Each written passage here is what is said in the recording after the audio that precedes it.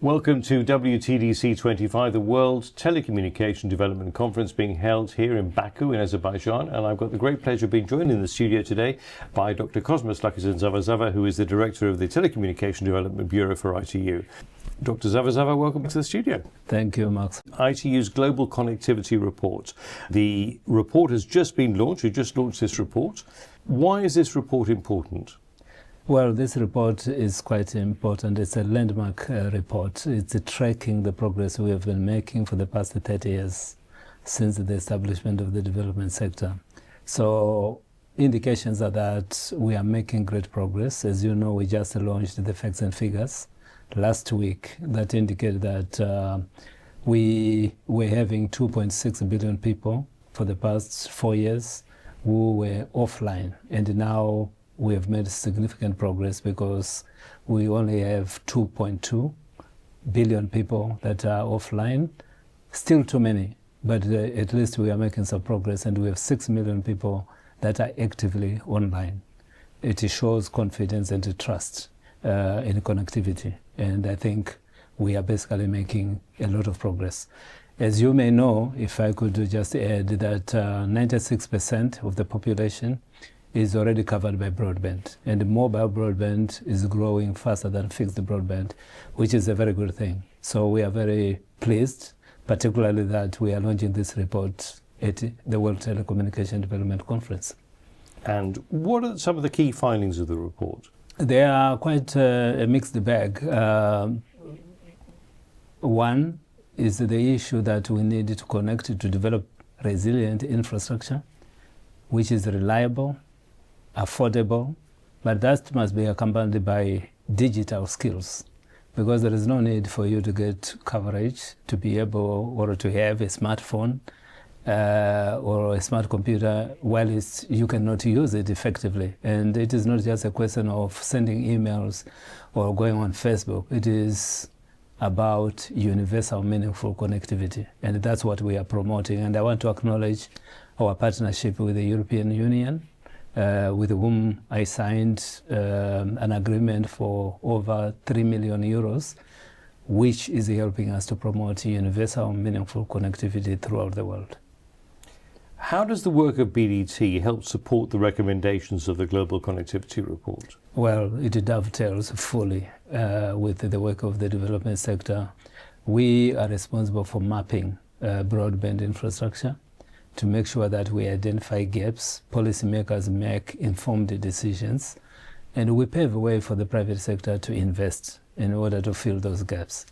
Reliability of that infrastructure is very important because of external shocks, particularly natural disasters, and sometimes there are fishing boats that end up cutting the cables and disrupting internet connectivity. And also, of course, in some cases, we realize there is sabotage. So we have to protect that infrastructure. But having said that, the reliability of that infrastructure is very important. The affordability of services and the devices, critically important. The role of regulation is very important. So all this is at the center of the work that we do.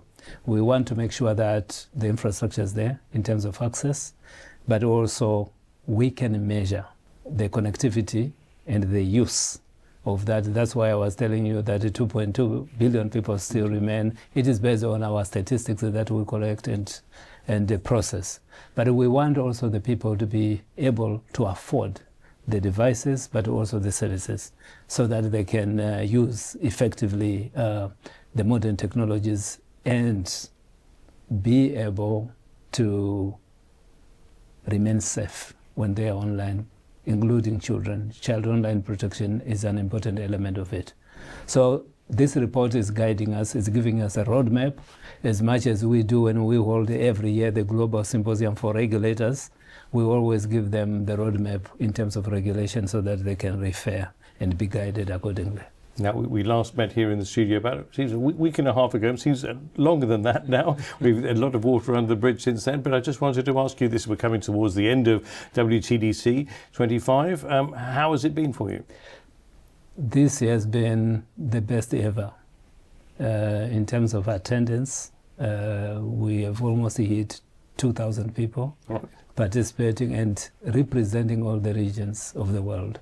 So inclusivity is quite important, and equal participation to the discussions that are going on. We have some hot topics that include the application of artificial intelligence, the use of low Earth orbit satellites.